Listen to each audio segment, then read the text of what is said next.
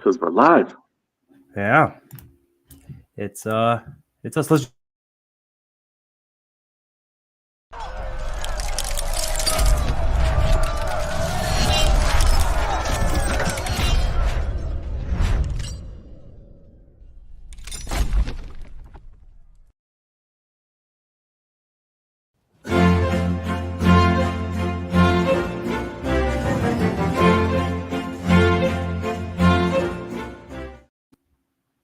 Hello, everyone. Welcome to the Mile High Sports Symposium. That was an interesting intro for us. Yeah, thanks, pros. Tech not being our friend today, but you know what? Never too late to do the awesome thing. You know, we'll still rock it out. It was just, technology is not always predictable. I am JT Matthews, one of your hosts at JT Matthews01 on Twitter, and I'm here with the doctor, Nicholas Manning at Dr_N Manning on Twitter as well. Doc, it has been hot lately. How are you handling the summer heat? Yeah, it actually hasn't been too bad for me. I'm handling it all right. How about you? Yeah, I'm doing okay. You know, I work inside and I work 10-hour shifts, so really I miss most of the day. So it kind of works out as a cold weather lover for me. But we were out at camp today, and it was toasty. Yeah, it was. But I don't know. I obviously I got a little different skin issues than you.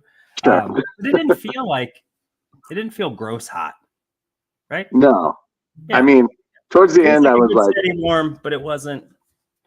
It didn't feel like awful after. It didn't drain me a lot, like it wasn't. Didn't wear me out. It wasn't the wear out weather. Yeah. Well, you fared a little better than me then, because by the end I was like, where are those misters? I had to go find those misters. I did pretty good for about an hour and a half, and then by the last half hour I was like, all right, we gotta relocate from this hill, because I was melting a little bit. Sometimes to be at your best, you got to be a little moist. I'll put that in my journal later for later. Put it in my journal. It said something very funny today. Any big plans for the week? Anything you're looking forward to this upcoming weekend? You've been watching much Olympics? No Olympics, really. It's a regret, I guess, but I'm fine. That said, seeing some of the highlights, watching like the women's rugby team. Yeah. With 7 seconds on the last play to get their first medal. Men's gym. Yeah, that was dope. Gymnastics team first medal in a century. And then I heard a couple really cool stories. So I love the Olympics because essentially it really is like regular people pursuing a dream. People got like jobs and stuff. I mean, it is not a it's not a professional achievement in the sense of, basketball players, maybe some hockey, like that kind of stuff where they get to go and enjoy their, from their work. And all that kind of stuff. A lot of these people don't. So I love that. I haven't been able to watch. That's not true. I haven't watched a ton. My oldest daughter is in gymnastics. So watching Simone Biles and crew wreck shop. I mean, Simone Biles, I'm having some chats with some buddies about this. We don't talk enough about like how good of an athlete Simone Biles is. For sure. And I mean, not like women's athlete. I mean, in totality. Mm-hmm. If you watch, like, it's just all world, man. Like, few people in the world can do that. And I think she can do a lot of the things that those people do. So for that, I really appreciate the Olympics. Positive is go to see Deadpool on Friday. Nice. So that's dope. And then kid stuff on Saturday and Sunday. What about you? You got some fam in town? Yeah, I got some fam in town. People I haven't seen in a while, so just doing our rounds, being a good family member, You're being a good family member if you have to say you're being a good family member. I think it's okay. I can say it. Someone else will probably have to tell me if it's true, but I feel okay about it. And going back to the Simone Biles thing, she was one of the top athletes of the century. Yes. The 2000s so far, I should say. According to And I mean, I would go back to just the last century. I'd give her she's just phenomenal. It's super hard, I think, for the layman like most of us to really appreciate kind of subjective sports too, right? Where you get, it's ice skating, it's all that kind of stuff that are, what are we looking for? I don't even know. But watching her ability, one, she does more things in the air than anyone else can do, which takes gall, right? Like you're here. And those injuries are significant, not just I got a boo-boo. And the compression that happens to your body and limbs over time. So that, and then just the willingness to be able to land it. So to stop that momentum as cleanly as she does. So once she's in the air, it's like Shaun White.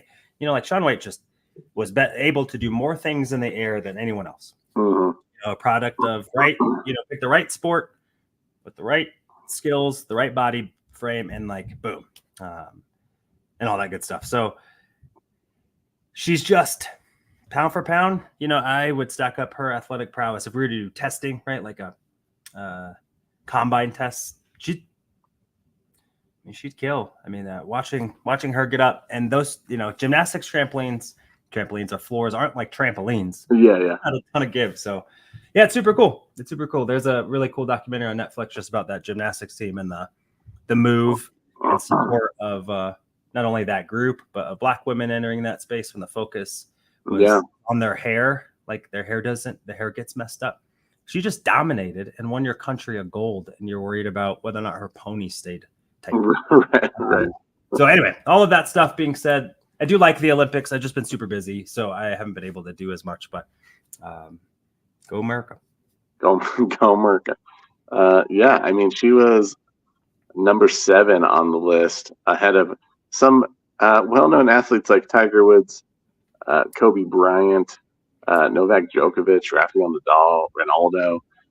She's got some respect, which is good, because for gymnastics not being, one of America's top sports, I think, when you see greatness, greatness, and she's done enough for the sport to keep it on the map for us. And just sheer dominance, right? Like Tiger Woods dominant. It's just go up, and most people are like, all right, who's going to get second today? It's like that. And to do it too, she's older than most of the people. So mileage on her right now and she doesn't look like she has to slow down. Michael Phelps, Katie Ledecky, right? Just they enter the, apparently Katie Ledecky beat the field in one of her races. The closest was 17 seconds behind. Yeah, it was the 1500. I know one was a minute. Yeah, she just won gold by a huge margin. It's just, I don't think people appreciate that. She is, the Olympic record. Yeah, right. Then these are the best people the world has to offer. Right. Her rec, YMCA, she's in their swim class. Graham mentioned, when I say that Simone Biles is much older than the rest, she is not old. She's 27. But in a sport where, younger is usually better. She's much older than a lot of the contestants, and her skills and knowledge over time has definitely been a plus. So go Simone, keep clearing them out. And hopefully the men's basketball team can finish strong. And just for reference, Nikola Jokic is number 28 on the list. So pretty darn good. Hey, you know what?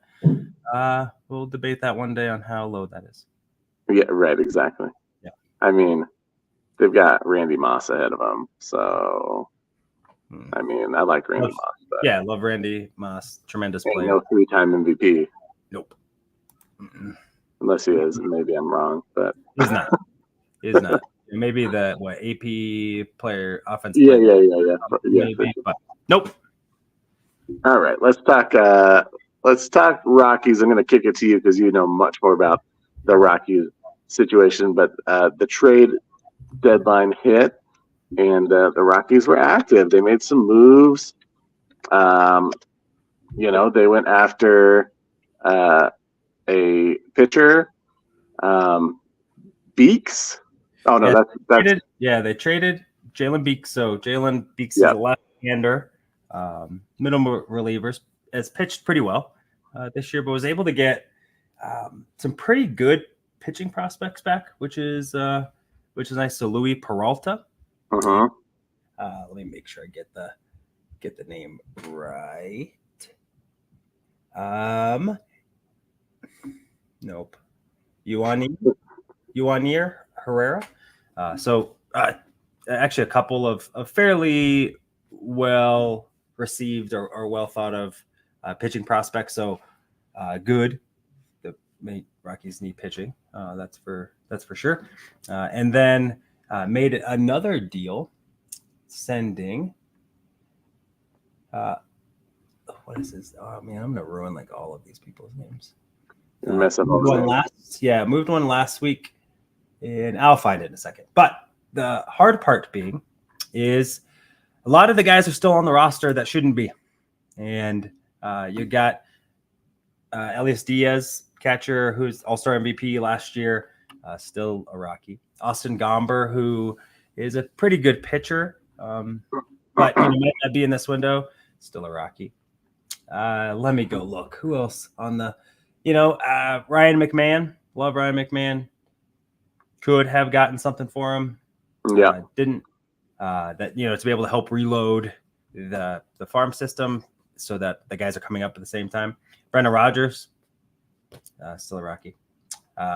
There's just a lot of guys who I think could have brought you back something, and Charlie Blackmon, like dear goodness, all of the things. So I appreciate the loyalty down on 20th and Blake. I love that. Charlie Montfort, like as your back, but you want that as like a supervisor. But as an organizational, as an organization that deals in competitiveness, to like promise guys that you won't trade them and things like that. And then keep into your word, which is great. Don't make promises that you aren't going to keep. But no one else in the league, like they just don't get it. And you're going to lose a bunch of those guys. Stallings, the catcher's having a pretty good year. None of those guys are going to be back, or half of those guys are going to be back. And again, didn't get anything. And it's just more of the same, which is sad, because I think that there's some pretty good young talent coming up. We talked about how good I think the draft was, but right now, what they are fielding or prepared to field over the next several years is just not great. Yeah, I'd agree. Not to say that those guys won't help the Rockies in the future or moving forward, but it's just, we're in a position where you need to rely on young talent, and you have to rely on kind of rebuilding again from your prospects up. And there's just a lot of guys that are a little bit misplaced on this roster, guys that should be our serviceable players can be depth players or even starters in other places. I know the Yankees said that they were interested in McMahon. There's, there wasn't. It's not like there wasn't a market for some of these guys, but you end up with a lot of minor moves. Collecting a few prospects for basically just some swaps of players. Nothing big, nothing too much of note, unfortunately, and feels like the same old song and dance. Yep. Yep. Same old song. And I misread it. So Nick Mears, right-handed pitcher to Milwaukee for Bradley Blaylock and Yanir Herrera, and then Luis Peralta for Jalen Brooks. So making a deal with the Pirates. So one with the Brewers, one with the Pirates. But again, cool. There's just a lot of hope down there. Obviously, German Marquez is back and trying to get back into the rhythm. So their belief, which is very misguided, is that Stella should come back by September and start throwing. So then next year you have what you thought you would have. But again, it's still a rough group, unless you get German Marquez, Cy Young challenging season, and Kyle Freeland's at the same time, like their best. Still a long way from being able to compete, really, even for a wild card spot. Yeah. Well, we'll keep an eye on the Rockies, but we feel the same way we felt not long ago about them. So we'll continue to keep our eye on them, but now we're talking about Nikola Jokic, of course. There we go. Serbia played earlier today, had a nice big win over Puerto Rico. Jokic looked good, played, I think, 28, 40 minutes, and had almost a triple-double. He had 14, 15, and 9. Wow. I guess Jovic missed the layup that would have given him his 10th assist for his first ever Olympic triple-double. And then he had some, whatever the stat line is, I'm not exactly sure, but he set some sort of Olympic record today with his numbers as well. So just setting records all over the place per usual for, just another day at work. Another day at the office. Mm-hmm. So always excited to see him playing well. Jamal Murray, on the other hand, for Canada, they came up with a win recently. I can't remember who they last beat. I know. I think it was Australia? Oh, yeah, Greece and then Australia. Murray's been coming off the bench, which has been interesting. He took some time away from the team, and I just wonder how much that impacted his ability to gel and ability to get out there with the guys and just his overall effectiveness. Still keeping an eye on it. He can come into a game at any point and be a big difference maker, but so far he's been kind of a role player and hasn't really popped, which is interesting. I don't know if it's something we should be concerned about necessarily, but we always worry about Jokic or about Murray in the off season, his fitness level, coming back into the NBA season. I'm hoping that nothing health wise is going on. Maybe he just needs a mental break. I don't know. What's your feeling on that? Yeah, it's like two ways, right? It's like, one, maybe his plan is to come off the bench just to reduce wear and tear, maybe. So hopefully it's something like that. I'm not worried about, is this going to bleed into, the beginning of the end kind of thing. But it is interesting. It's interesting. And to know that and I don't know if an offer has been made to him. It sounds like it was. We talked about his contract a while ago. Yeah. He needed to sign his max extension. I wonder though if his lack of impact, if it's not intentional, how does that impact maybe his, the contract discussions? The team can point out like, hey man, like you're behind. Name some goofy Canadian, right? Like you're supposed to be. You want to be like this guy. Like what do you want? This is you're not even a starter for the Canadian team. So, which I don't know. I mean, that's all. It'll be interesting. It's something to follow and something to pay attention to. Whether or not it's a really big deal. No, I don't think so. Okay. I don't know. I just wish I knew more about the situation that's going on. I think all we can do is speculate. I'm guessing that he had something going on in his personal life that took him away from the team. He seems healthy. He seems okay. He's been out there. He's been playing in reserve minutes and being impactful mostly in those minutes. Not necessarily the game, clutch game-winning shot maker, tough shot maker Jamal Murray that we know. But we'll keep an eye on it and make sure that hopefully he looks good coming into the season. He's got a good team there around him. So letting Shea and some of those other guys take more of the workload is probably nice for him since he's one of the primary pieces of that Nuggets team. And they've been working hard the last few years. So we will see. All right. Well, let's jump into camp. Yeah. The doctor and I were at camp today. It was hot, but we are come away wiser with some observations, some questions, some sad injuries, primarily one sad injury. You want to just start with that? Yeah, Quinn Bailey in a team session, point of attack on the right side of the line. And once the play got whistled, you heard just an audible roar from the players over in that area. Yeah. And guy was absolutely in some pain, and you could see from where we were at that his leg was broken. So broken ankle, per Sean Payton. So definitely kind of, you and I had talked about how there was some chippiness about to happen. Like Yeah. It felt like there was some intensity. Yeah.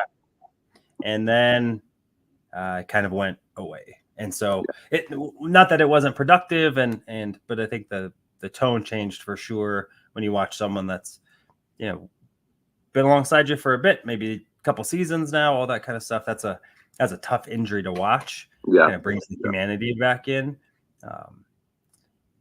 It was sad for me because there's this internal voice too that was like, I thought, is that Wattenberg? Because I saw, and I was like, oh, and then I saw the 7, and I was like, uh-oh, is that Ben Powers?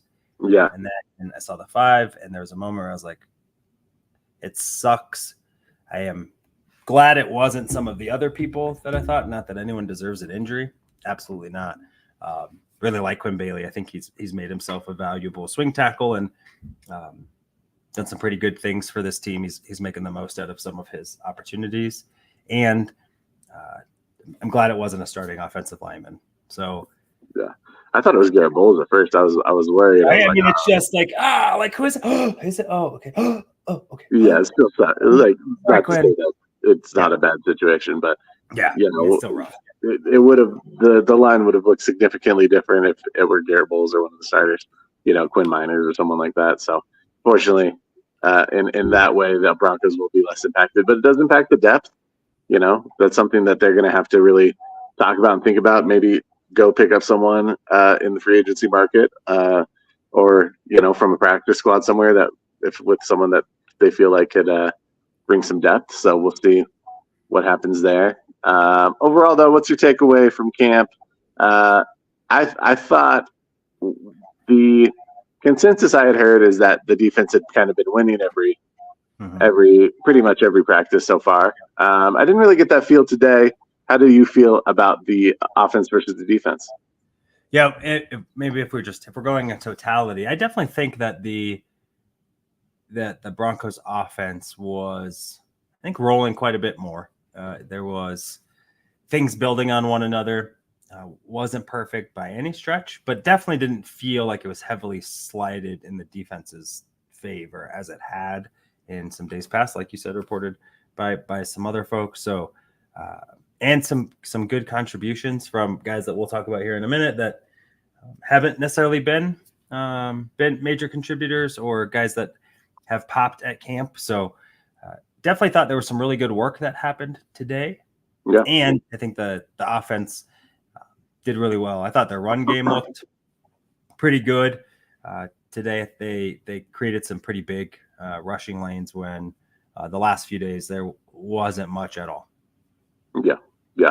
I think that the offense, I would say overall the offense looked. I don't know if they won today, but they had moments. They had more moments than we had heard from days prior. It looks like it's been kind of reported that it's a 2-man quarterback race. Kind of appears to be that's the case. Bo Nix took a lot of reps with the ones today. Stidham took, the next amount of reps, and then Wilson just kind of ran with the extra unit. The depth units didn't look particularly sharp. Wilson, I mean. Bo looked good. Bo had some moments where he stood out. He made some nice passes, delivered some tough balls. Seemed accurate for the most part. The O-line held up well. It was nice. It was a nice reminder that he's not just good on paper. You see him in action in person. The ball comes out of his hand nicely. He's got some ball skills. He's got some ability to move and be athletic. But he mostly made reads from the pocket. He wasn't scrambling around too much. And I was overall pretty impressed by his outing today. Yeah, it was, from got a chance to chat with our buddy Zach By from Denver Sports, and talked about how rough his day was yesterday, and he really needed it today. And Bo Nix got it. Today was as Twitter, the Broncos key folks from Clist to Ryan Cassetto, this by far was his best day. And on top of, so some really good points that I've heard around was Bo Nix shows an ability to bounce back. So he's had some rough periods throughout camp, and he's shown an ability to respond, which I think quarterbacks have to have resiliency. I think you do as an athlete in general, but especially a quarterback, because you need to be prepared to make the play again. And today was very much a consistent, guy looking to make a play, but doing so in comfort. You had talked about kind of his pocket awareness on top of the athleticism. Today was a good mesh of those. Wasn't running out of the pie, wasn't bailing out to scamper from things. Wasn't dropping something early. Yeah, not doing a check down. Made some really good reads. There was one ball to Cortland Sutton on the sideline that throws across the hash or across the field from the far hash. Anticipatory throw, and it's not necessarily like he has a cannon of an arm that's going to Josh Allen, where it's just a fastball. He put it in a spot only his guy could get it, and the guts to throw the ball, you got to be able to do that. Yep. So the read, the guts to throw it, and then the physical skill to place it. Wasn't perfect. There are a couple overthrows on some deep balls that I think for this offense to really kind of get there, that's got to be something he hits. You got to be able to hit that 50, 60, 70% of the time, or at least giving your receiver the opportunity to make that play. There are a few balls that sailed, so you hope he'll clean that up, but definitely encouraged about the progress. You hope that he can stack good days on top of one another instead of responding to the bad day kind of thing. So, right. Because, I don't know. You and I have talked about quite a bit for Bo Nix that, barring some catastrophic event, he needs to be the day one starter, right? Things are even close to even. But really up to now, there's mixed reports on how even it's been. I've heard some people say, no guy has really pulled away. Then there's some other people that I respect that's like, it's hands down, it's Jarrett Stidham. Yeah. And Sean Payton probably can get away with any of it if he tells, Stidham, hey, you played really great. We're going to go with the kid. Yep. Everyone will probably fall through. I think he also would earn some respect if he said, hey, we're going to start Stiddy. He gives us the best chance to win. He's playing pretty well. And I think that the team would respond to that too. And I think Bo Nix would. I feel good about how this is going to go. But if all things are equal, and you saw what Bo Nix is capable of, even just today, I think that's more than we saw from Jarrett Stidham in a Broncos uniform. So real live games, practices last year, practices this year. Bo's best today is better than what Jarrett Stidham has shown. It's just, will that bottom fall out? And we'll see. We'll see if he can build on it and have another good day tomorrow. Yeah, I think it's nice. The noise around practice has been mostly positive. We've had some years where with Drew Lock and Teddy Bridgewater is a little bit of a circus in training camp. We've had some years lately with Hackett. That whole training camp off season was a circus in its own way. So it's nice that this season has actually been pretty quiet. Russell Wilson coming to town was a bit of a circus. So it's like, this is kind of the first season in a while, this first training camp in a while, where it feels a little more normal. It feels a little more like everyone's kind of just going about their business, trying to get better. They're installing the offense. Obviously, there's going to be growing pains with that. But there's not this big to-do around any certain storyline or person or competition. I think everyone's out there to compete, and everyone is working hard, which is nice. Yeah, it's people outside of Denver. I gotta stop saying it's I've heard it enough out of my head that it's like bothering me. So transition to there is enough, I think, voices outside of Broncos country that don't believe that this team's gonna be very good. Yeah. Partly because you get rid of Russ after he had a really phenomenal year, and you bring in the 6th best quarterback of the draft class. And you lose Justin Simmons and Josie Jewell. Like, how could you be better, right, Jerry? Right. I didn't know that I really bought into the notion of addition by subtraction, to be honest, really till today, till getting to see them a little bit more live and in person. And this has a potential of being like a really like we team, the early Patriots teams that were good, but there really wasn't like a star yet. Tom Brady wasn't Tom Brady. And that kind of feel, I think that this team feels like that a little bit, right? There are guys that, Cortland Sutton is kind of a lunch pail receiver, Tim Patrick, et cetera. And Javonte Williams, right? I think most people probably have heard less than 10 words from Javonte Williams in his career. Yeah. He's not a guy that talks a ton. Bo Nix, even Jarrett Sim, those aren't like me dudes. No. I don't think Zach Wilson is right now because he's kind of lost that luster. Even Pat Surtain, anyone asked about his contract? Yep, nope. We know where things are at. My agents are working on it. I'm just going out there and play ball. Garrett Bowles, right, shows up with no guaranteed money. It just feels like without the circus that is Russell Wilson, not Russ Westbrook, which I said a lot last time. Yeah.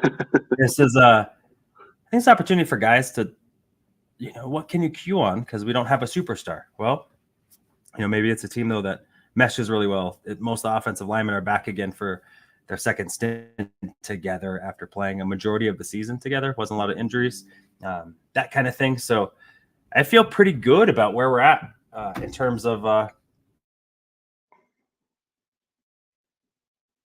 Oh, we just lost your audio for some reason. We can't hear you. Not sure what happened.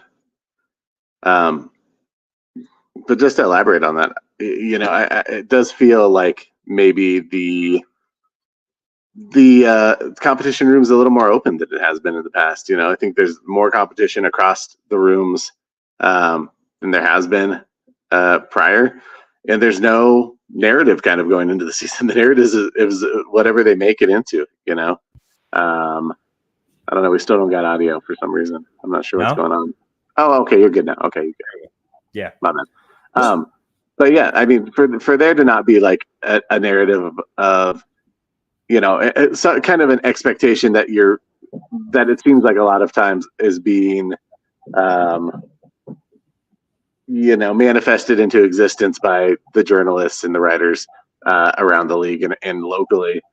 There isn't really that, and it's kind of a funny mix of like, some people think that Bo should be the starter, some people think that Stidham should be the starter, and really it's just going to come down to an actual competition, and it's not going to be, it's not going to be discussed too much outside of closed doors, and I think that whatever happens is going to be respected. I think Sean Payton kind of brings as tough as he can be as a personality for some people, I think he does bring a steadying force, and I think, and we'll get to it maybe a little bit, but the fact that Cortland Sutton has kind of come out and said he believes in this team and he likes what they're doing, which Sean Payton's brought to the offense, it's nice to have some positive affirmation for a team that's really been drugged through the mud quite a bit lately.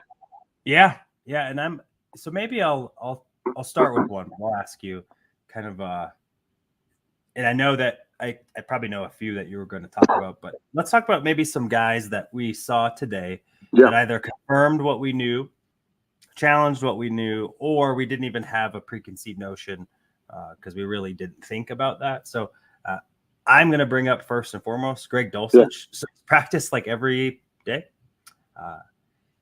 He absolutely looks like a mismatch. And I am excited because there wasn't that chess piece option for Sean Payton last year. He refers to it as the Joker role. Inside, outside, move you around a bit, just getting you mismatches and getting you the ball.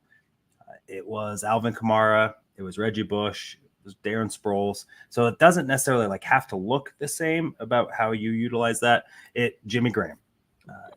Those were all guys with different skill sets and different positions, but the flexibility to be able to stand in line as Greg Dulcich, stand in line up in the backfield as an H-back, slot receiver, double tight. He can do a lot of those things.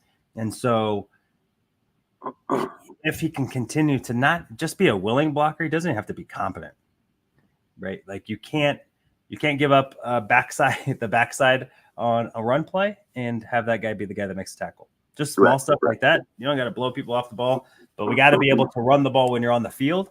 And some of that just might be scheming. Like his job when he's on, you adjust the line calls. He's not responsible for the end per se. He goes to second level or something. So that said, I was impressed that he was there. He didn't look like he was overthinking something, right? Which I think can happen when you get hurt a bunch. I'm too worried about that. His hair looks phenomenal still, just flowing, and those shorts are short. You know me, I'm gosh, love it. But if he can really play, you like what Troutman does give you in the sense of Troutman is a professional tight end. He's a professional hitter. Adam Troutman is good in each of the areas that you need him to be. Not great in anything. Great. He's a guy that's your traditional tight end, lines up. But if you got Greg Dulcich, and then if Lucas Kroll can, be anything near what people thought, in the offseason camps. But I mean, then again, that adds some flexibility and some weapons, albeit differently used than the Broncos have had before, but really brings something new. Because then, if you have Greg Dulcich, think about this lineup. You got Greg Dulcich in at 6'4", 6'5", whatever that might be. Cortland Sutton, Josh Reynolds, Tim Patrick. I mean, those are all guys that are 6'2" and up. That's a pretty tall lineup. And again, you can mix and match, but just some flexibility at having to do that and a real option as a playmaker. This team needs. They need some speed and they need guys that can make plays. And Greg Dulcich, if healthy, can do that. Who's someone that stood out to you today that either, is a big fish that you were expecting to see some good stuff, saw some good stuff, or someone that wasn't on your radar that jumped on your radar today? I think I'm going to go with Jaleel McLaughlin. I think it's a kind of an easy one. He just stands out. His ability to break a tackle and just go. His speed is second to none right now. Maybe Mims could challenge for that long speed. But as far as, short speed and quickness, Jaleel's got what you need as a switch up, change of pace running back for this team. And I think that he's gonna, if he hasn't already earned a spot in the rotation, which I'm sure that he has, he definitely, it's apparent why he will be on this roster, when the cuts are made. It is a tough room. I think you've got a lot of guys that have potential in this running back room, or guys that know their roles and have filled their roles admirably over the years. But I don't see McLaughlin as someone that is an expendable right now. I see him as someone who's squarely in the rotation, that is someone that brings something that we don't really have on this offense. And I think he showed that burst today. He showed some toughness running through some gaps. Not that they were going super hard, but took some contact and looked okay through it. I know there's a worry that maybe he's a little undersized, which is why he's not a 4-down back. But for a change of pace guy that can bust one any moment, he's someone that I was glad to see out there. I'm glad to see that he looked impactful, and squarely expect him to be on this roster. Yeah, he brings the juice. Again, got speed. You got a guy that can make some plays. If he can hold up in pass pro even at all, could be the chip. Yeah. We're not giving away what you're going to do every time he's on the field. I love what Gilo brings. Staying at running back, because I don't want to take your other one that I think that you're going to say, because I think that one will be fun. Javonte, you and I both saw. He looks much more fresh and much quicker. Yeah. He's talked about losing weight, dropping about 11 pounds to be more in line with kind of his rookie weight when he was an absolute nightmare. And today confirmed a little bit. I had heard that there was some positive buzz after the initial, he might lose his job and get cut and all that stuff. I don't think that that's the case. I think he's a guy that will probably have a good bounce back season. And, with Jaleel's presence and, Estime's presence, or Estime's presence, I think that they have themselves a pretty dynamic backfield. I don't see how Samaje P. Ryan, and maybe I'll just give my surprises. Disappoints a little bit. I didn't notice him at all today. Me neither. I know a lot of what he does is super quiet, but for a team that really needs some, like, we need some wow guys. Like, we need some guys that can, create 20, 30-yard chunk plays. Samaje Perine ain't that guy. And, if either of the two younger backs in Javonte or Estime can show that they can, run kind of an elementary set of routes out of the backfield and continue to be willing to get their right assignment in pass pro. I don't know how he makes it. I don't know how he stays on this roster. So that part's sad a little bit. I like Samaje. I think he's a really good pro. I think the good part about Javonte coming back is that's the biggest domino. Like, you need a guy that can carry the bulk of it. And Samaje wasn't it at all. Right. So now you can utilize Jaleel and Estime probably in much more strategic fashion, where you're putting them in to be successful as opposed to trying to mix and match to get a full-time running back. Yeah. If you did that with Jaleel, I think that's going to diminish his opportunity to be great for you. So loving what I've seen from Javonte today, and hope that continues. Yep. I think the one you were saving for me was good old number 11, Josh Reynolds. Had some really nice catches today. Looked spry, looked active. Had one in one-on-ones. I'm not sure who they were on the far side of the field, so I couldn't see everyone's numbers. So I'm not sure who he was up against, but he had a nice catch in one-on-ones. That was kind of a jump ball situation. Had a nice catch with the first units from Bo, kind of over the top of the DB. DB had decent coverage, just didn't get his eyes up in time, and Bo kind of zipped it over top, and Reynolds had a nice catch down the sideline. So some nice moments from him. And it makes me wonder what his role on the team will be, if he's going to be more of a wide receiver 2 for this team, or if he's going to kind of fall into a 3 or 4 spot.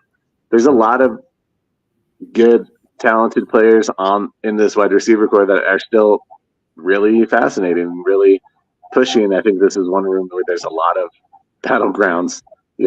I think besides Cortland, pretty much every other spot is going to be some sort of competition for playing time, and maybe it's not even sorted out by the beginning of the season. There's just a lot of talented guys.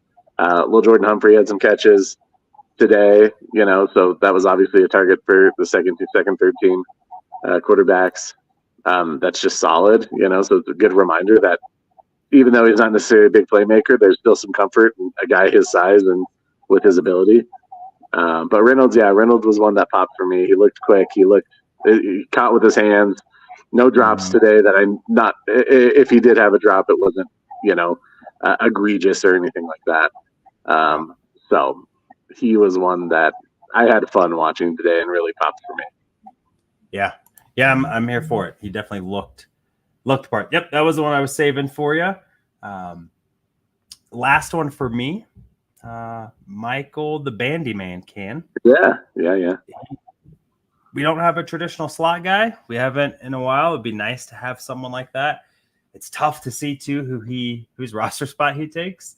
Seeing him back there catching punts, I think helps continue to build his value. Right? Hopefully, you hope Marvin Mims is your number 2 receiver this year, and has made his way out of majority of his special teams snaps, and have someone that can provide for you in multiple areas. And I think he's a guy that can get open over the middle. Watching him in one-on-ones was super fun. He creates a ton of separation. Did so in team. So if they want to go that route, I think he's an ascending player. It'll be interesting to see how much he plays in the preseason. Yeah, because the Broncos try and keep tape on him minimal so that they can bring him back on the practice squad. Do they try and feature him so maybe they deal him? A la, what was his name? Trinity Benson. Oh, Trinity Benson, yeah. Yeah, where they flipped him for like a 5th-round pick or something, or a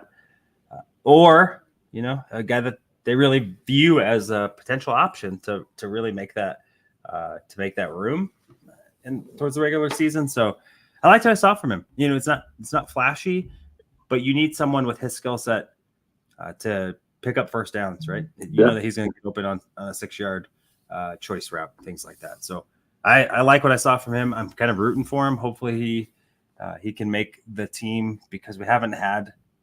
I'm trying to think what was Welker. Yeah. I mean, really like a traditional good slot that's their primary role. I know that we had Emmanuel and DT and Court that have played it, but their skill set was much more outside. So hoping Bandy is the Band-Aid for our boo-boo of no slot. I like it. I mean, all that stuff, that was terrible. But I really do like him. So I'm glad that you concur. Who's your last guy that stood out to you for whatever way, shape, or form? Yeah. Well, first I want to say about Bandy, it seems like the players like him too. There are a few excuse me, there are a few catches he had towards the end where guys were yelling his name from the sideline. My apologies. So I think that he does seem to be a bit of a fan favorite. I'm going to cough here, so I want to do. Can you talk about the D line and O line? Yep. And so I will talk real quick. Oh gosh.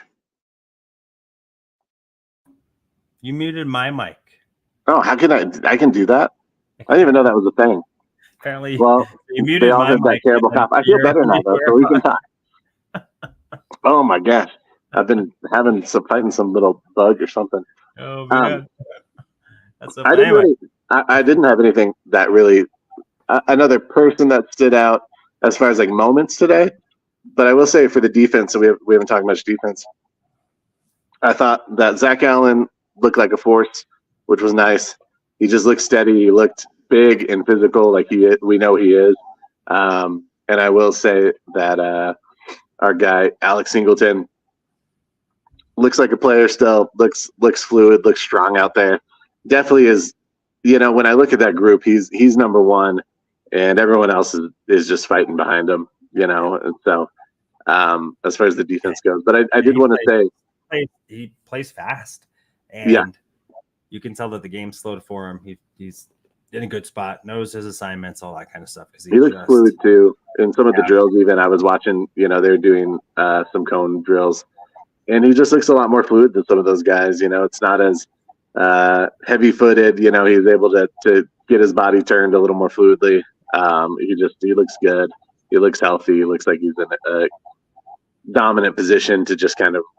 Yeah. He knows his role, and he's gonna fill it, and he's gonna do it well. But we were talking a little bit about the offensive and defensive lines, which I wanted to bring up, and it was kind of an interesting stalemate, I'd say, between the two today. There were moments for both. I think, the depth with the depth lines, I'd say the defense probably won a little bit more. But I think as far as the starters go, it felt like there was a solid give and take with those groups, which I wasn't sure we were going to see this early on in camp. I thought maybe the defense would have a bit of the edge. But it was nice to kind of see them battling and it feeling a little more even.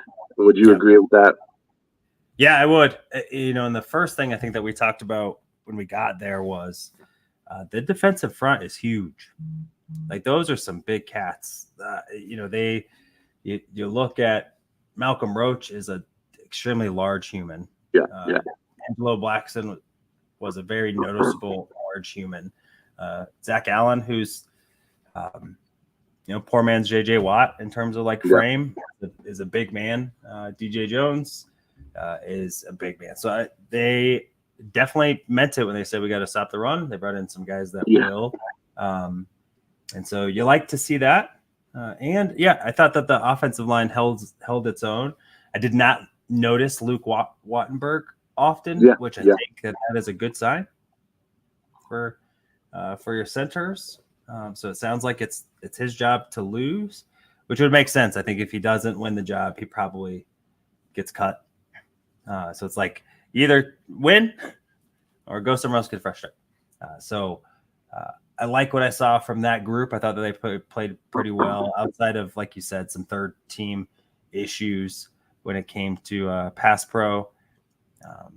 For the most part, the guys were allotted some time and made some positive reads accordingly. And so you got to give the O-line some love when over the last week or so, it sounds like they've been on the business end. I would also say I have no doubt that going to pads probably obviously increases their effectiveness because they can get in you. And so I bet that has also helped. I think it's definitely hard to how do you expect them to open up holes or do all the stuff when you're in helmets? And it sounded like hurt too, right? Like you're getting like stabbed by the defensive lineman, right? You're getting all that stuff. You got to take it because you're a pass pro. Geez. Like at least let us, we can wear our pads. Right.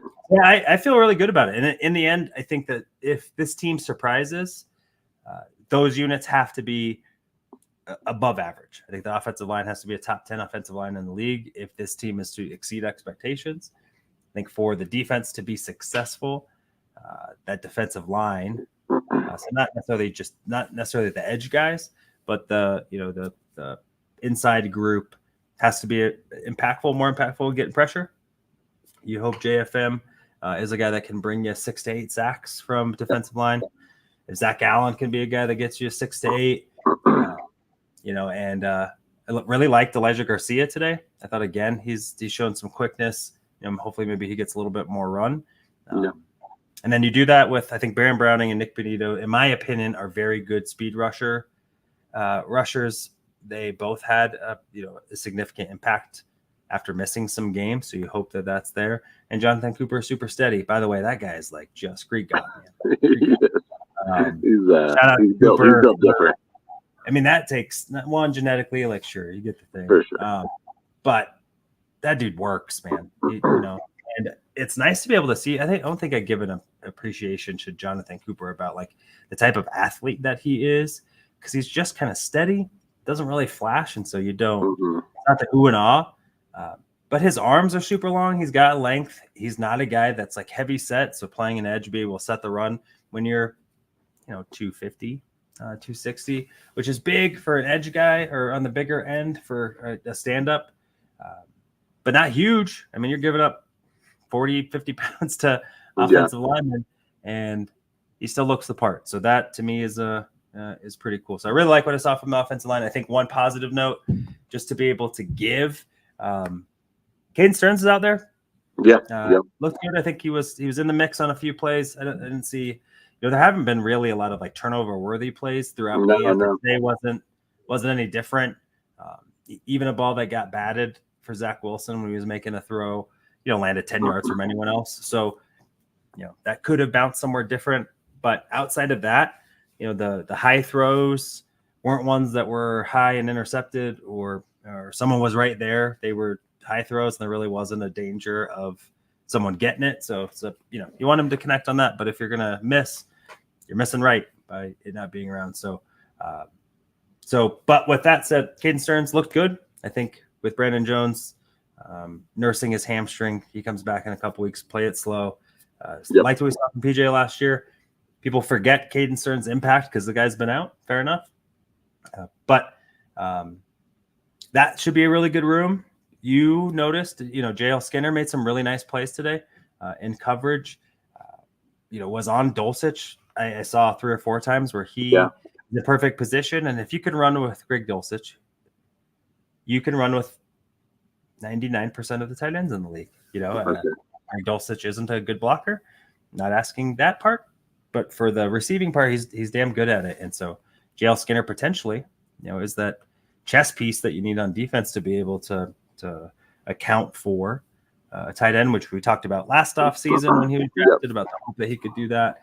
Now healthy going into camp, you hope that maybe, just maybe, you find that. So I actually like that room better than some folks are. I think some people are really worried about that. I think JL Skinner can be a pretty good player. Caden Stearns, PJ Locke, Brandon Jones, like that's a good trifecta. Yeah, Guys I think that come so. out of the box, play back, play in the slot, that kind of stuff. So I really like that room. I thought seeing Caden Stearns back out there today was a really positive example. Yep, I'm with you. I think that wraps up our coverage for camp. I did want to ask you one more Broncos-related question, though, and this is from one John Elway. Had a comment that one of his biggest mistakes as the Denver Broncos president and GM was not selecting Josh Allen as their quarterback. Would you agree with this assessment, or do you think that this is just an oversimplification of a lot of things that have been going on with this franchise? Yeah, I think it's a really good example of what went wrong. So one, I think drafting Bradley Chubb was a safe pick. Yeah. And I think that there was a lot more of that. And not really having the gulls to like really pull that trigger. So I think that was a glaring miss. I don't know how close they were to drafting him. I don't know how serious he took it. I didn't hear or get a chance to see that interview yet. But, you know, if he talked himself off the ledge because of Paxton Lynch, which I think was probably what happened. Yeah. And acknowledging that, I mean, that's franchise changing, most likely, right? Like, for sure. The time in Denver, you get that guy on the back end of the no-fly zone, like Bond's still here, that kind of stuff. Mm-hmm. You know, it's a different trajectory. They weren't willing to take that shot after just missing with the previous one, so I understand why not. But I think in totality, that's a good example of they tried to Band-Aid it, right? They thought that they were closer maybe than they were and didn't think of the quarterback as important of a position as it is. So you saw remnants of that, of them not really committing to Drew Lock, whether or not he was going to be the dude or not the dude. There was a lack of, you know, after that 4-1, they did go draft guys, like an offensive draft. But, you know, hey, Vic, like that's the dude you're playing. You know, like one more year you're going to run it, you're going to like dictate some of those things. And that regime, I think their handling and mishandling of Brock Osweiler, and then drafting Paxton Lynch and missing on Josh Allen, I think shows a ton of just the finding quarterback is hard, and even when one of the best ever to do it struggles to do it, and I think that will be kind of the mark of the legacy. I think if they had found a quarterback the last 6 years of his tenure, significantly different. For sure. So even if it's a middling quarterback, right, or they're able to get Kirk Cousins instead of him going to Minnesota because they fumbled that, just that part, like they just couldn't figure it out. And I'm glad that he admitted that was a mistake, but I also understood why he didn't do it. So I you know, obviously it's my logical brain wants to say that this is just like an oversimplified like take on his tenure, but I think it's true. You know, I think of all the sports, I think we can all acknowledge that, you know, quarterback is one of the most important positions in all of sports. You have to have a good quarterback to be competitive. You know, there's rare occasions where teams win Super Bowls with average to middling quarterbacks. But really, I mean, you know, you get a dynamic playmaker at that quarterback position, things could have been completely different. You know, this franchise could have been seeing success a lot sooner. And I hate to feel that way, you know, because I think that I like some of the guys we have. I've even enjoyed some of the years we've had with that have been like middle of the road years, you know, with the guys that we've had and the quarterback competition that we've had. You know, it's just a lot of moving pieces, and it's just a very unpredictable landscape, and so it just makes it really difficult. But you know that if you have that one piece, it makes everything else kind of fall into place a little more easily. So it has been hard. It has been hard. You know, I wasn't in love with the Bo Nix pick when it happened. You know, it's hard to take the 5th, 6th best quarterback in the class at that early in a draft and feel good about it, I think, for a lot of people, at least for me. But seeing Bo out there, it's just a reminder. It's a good reminder that this offense and how it's built around him is going to matter. It's going to be something that Sean Payton brings to the table, and it's something that we haven't had with the coach for a while. Like someone who can actually put together a pro offense that has some diversity and some right. And a quarterback that can execute it. Yep. And then that he's just still so young. He may not be as a draft pick. He wasn't on the younger end as a draft pick, but he's just a young quarterback, and he's a rookie, and there's going to be growing pains with him. And I think that the fact that we saw a good bounce back day today was really encouraging, and it makes me feel more encouraged about his trajectory on this team. Do I know that, obviously no one knows what his long-term trajectory is going to be, but he's approached the media well. He's gone out there. He's bounced back from mistakes. He's doing what's asked of him.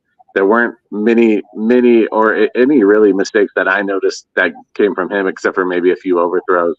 But really, the line looks like there were no false starts that I saw that he was when he was under center. He looked in command as far as a young quarterback can this early in camp. So yeah, I mean there were a couple plays where he changed the call. Our guy Phil Lindsay noticed that. We kind of eavesdropping, but you love to see. You don't expect that from a rookie, 1 week into training camp. So that's a positive sign. I think the excitement of having a rookie quarterback is phenomenal. And I think if John would have known back then that, the town will forgive you, we're all about that. And, never too late to take a swing again if you're not sold on the guy, all of that stuff. Right. Because no one had really done Kyler Murray yet, right? When drafting a guy early after drafting a guy early and just kind of acknowledging that it's not going to work. So I love that. And I definitely, like you said, love that Sean Payton identified a guy, said, hey, that guy can work really well in my system. Whether or not he's the sixth best quarterback, he was one of the best for his system. And, running things in an offense that brings out the strengths of your quarterback versus, hey, you got to go run what I know how to run. Yeah. And, that's what doomed in Drew Lock. That's what doomed in a few other guys, as opposed to really having it be something that they feel good with. So I'm excited about it. I think Bo Nix now, we finally kind of get that juice. And I think we know too, if he ain't it by the end of next year, they'll go back to that well. And that'll be all right. Yep. They won't pass up Josh Allen again. No, they certainly won't. Well, thank you everyone for tuning in today. We're going to wrap it, but it was fun getting out to camp. I'm going to be out there at least one more time. I think Doc's going to be there at least one more time, if not two. So we'll keep you in the loop as we're able to get out there. And obviously we'll be keeping an eye on it, even if we're not there, listening into all the analysis going on, as I'm sure all of you are as well. Again, feel free to always hit us up on social media. We like interacting. We like talking Broncos. So if you have the interest or wherewithal to send us a message, we would appreciate it. But otherwise, just thanks for tuning in. Yeah. We will see you next week. And remember, if you need a sports prescription, ask a doctor. College boy. Fast lane when I pass in the street, bag of money in the passenger seat. Tempo's been asking for me on the road from the west to the east. Way up, I might never come down, cause the coast's racking up the flame out. So high, I might never come down, so what, this is my lifestyle.